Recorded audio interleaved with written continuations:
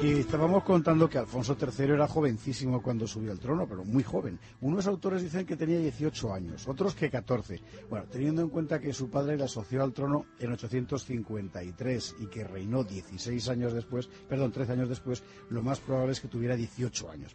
Muy joven en todo caso.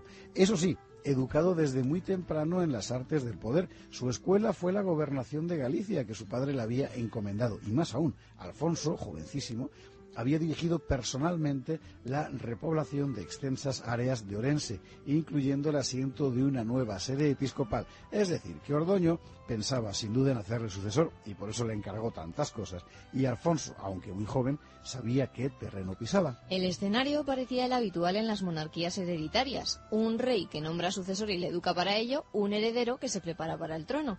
Pero esto en Asturias aún no era habitual. La corte asturiana aún no había superado del todo la tendencia electiva.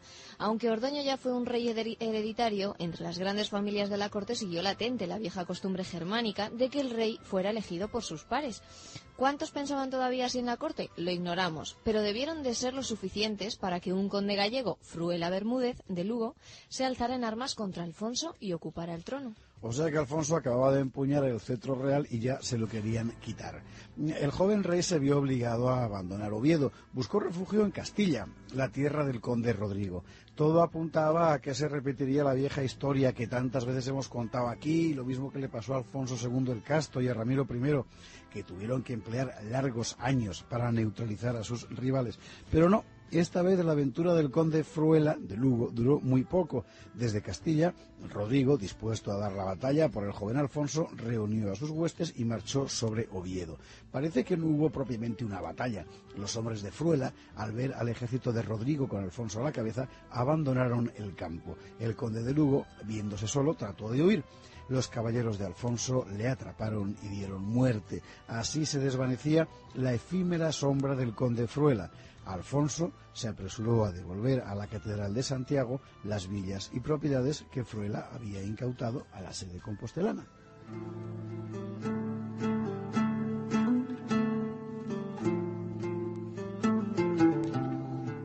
Esta del aristócrata gallego no será la única sublevación que el joven Alfonso debía afrontar. Inmediatamente después de la rebelión del conde de Lugo surgen otros levantamientos, al menos dos que sepamos, esta vez en tierras vasconas, encabezados por magnates locales.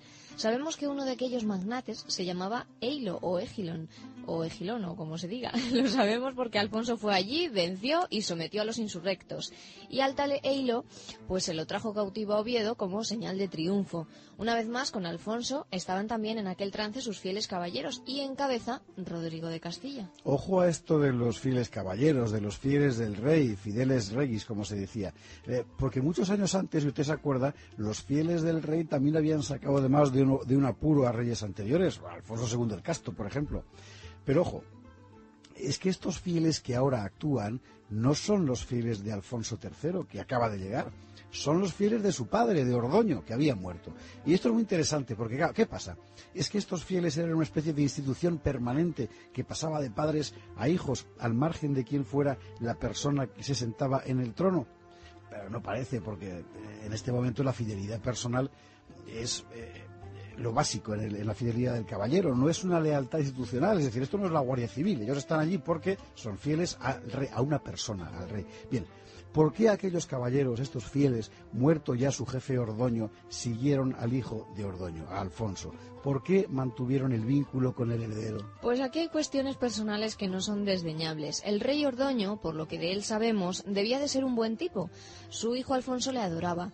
El redactor de la Crónica de Albelda decía de Ordoño que fueron tales su bondad y misericordia y se mostró siempre tan piadoso que mereció ser llamado padre del pueblo. Sus parientes, fueran hermanos, cuñados o lo que fueren, Gatón y Rodrigo, condes del Bierzo y de Castilla respectivamente, debían de guardarle una fidelidad a toda prueba. El propio Ordoño, a juzgar por los hechos, daba a las fidelidades personales una importancia fundamental. Gatón sale derrotado en el Guadacelete y Rodrigo en la Morcuera, pero ni uno ni otro sufren represalias por su fracaso, quizá porque el rey tiene la nobleza de aceptar que la responsabilidad es suya. O sea que los fieles del rey forman parte absolutamente estricta, íntima, inseparable de la propia dignidad del rey. Bueno, desde esa urdimbre de fidelidades personales es más fácil entender también la rapidez con la que los leales caballeros del difunto Ordoño se aprestan a aplastar las rebeliones contra el heredero, contra Alfonso. Y por encima de todos ellos, Rodrigo, el conde de Castilla, que se ha convertido en una pieza clave de la estructura política del reino. Recién sofocada la sublevación vascona, Rodrigo ve cómo su jurisdicción castellana se engrosa con un nuevo cometido. Será conde de Álava, un territorio hasta entonces difuso, de borrosos contornos entre Vizcaya, Navarra, La Rioja y la Castilla naciente.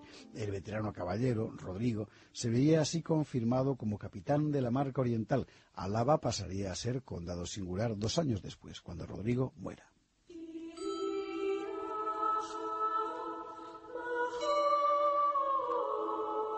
Estos primeros meses de reinado de Alfonso fueron extremadamente ajetreados. Junto a las conspiraciones de la corte, las rebeliones nobiliarias y las sublevaciones vasconas, el joven rey tenía que hacer frente a un peligro que jamás había desaparecido, la amenaza musulmana. Después del desastre cristiano en la Hoz de la Morcuera, el emir Muhammad no va a relajar la presión sobre el reino cristiano del norte. El emir de Córdoba tiene un objetivo muy claro: frustrar cualquier intento de repoblación al sur de la cordillera cantábrica, y especialmente en las desguarnecidas tierras castellanas y alavesas. Así se suceden las acometidas moras por tierras de Álava y Castilla en 867 y 868, los mismos años en que Alfonso veía peligrar su trono por los problemas internos. El emir Muhammad, como el conde Fruela, como los rebeldes vascones, va a tratar de sacar provecho de la condición bisoña de Alfonso. Con un rey recién llegado, de autoridad aún poco instalada, eran mayores las posibilidades de golpear con éxito. Sabemos que en aquellos primeros años de Alfonso III, los sarracenos intentaron 2 golpes contra la vanguardia de la repoblación, contra León y contra el Bierzo. No debieron de ser grandes campañas, sino más bien aventuras saqueadoras para desestabilizar al nuevo monarca. Las crónicas no nos han legado mayores detalles.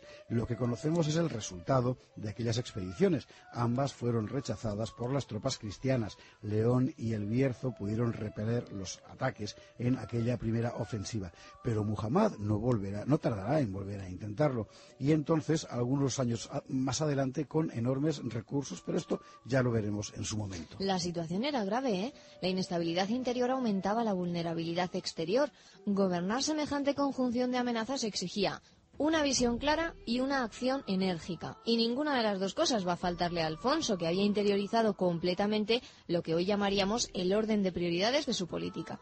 Una vez pacificado el interior, lo cual logró muy rápidamente, Alfonso III empieza a tomar decisiones, y todas ellas serán acertadas. Primera decisión: afianzar la repoblación en las áreas donde ello es posible y avanzar sin desmayo hacia el sur. Así veremos cómo los nobles de Alfonso avanzan hacia Portugal y hacia el Duero, y cómo el rey confirma masivamente las presuras realizadas hasta entonces por iniciativa personal de las comunidades de campesinos y de monjes. Segunda decisión: debilitar al emirato, explotando al máximo las rivalidades dentro del campo musulmán, y así veremos al rey de Asturias pactando con los sublevados de Mérida y con los banucasi del Ebro, dejando al emir de Córdoba literalmente rodeado de enemigos. Vamos a por la tercera decisión: consolidar la alianza de las coronas cristianas, y así veremos a Alfonso contrayendo matrimonio con una hija de la Casa de Pamplona. Y la cuarta decisión en el plano militar: resistir primero y acosar después al emirato, hasta conseguir que la iniciativa guerrera pase al bando cristiano. Y así veremos a las huestes del reino de Asturias derrotando una y otra vez a los sarracenos, hasta el punto de lograr lo que solo 10 años antes hubiera parecido imposible: que Córdoba pidiera una tregua. Lo veremos. La política estaba clara, lo difícil era seguirla sin vacilaciones y sobre todo triunfar en la empresa. Alfonso III lo conseguirá. Después, mucho después, la leyenda sumará a los años de Alfonso algunos otros episodios que nunca ocurrieron realmente, pero que también aquí veremos, porque esa leyenda contribuye a definir el perfil de uno de los reyes más sobresalientes de la historia de España. Mañana empezaremos a ver por qué.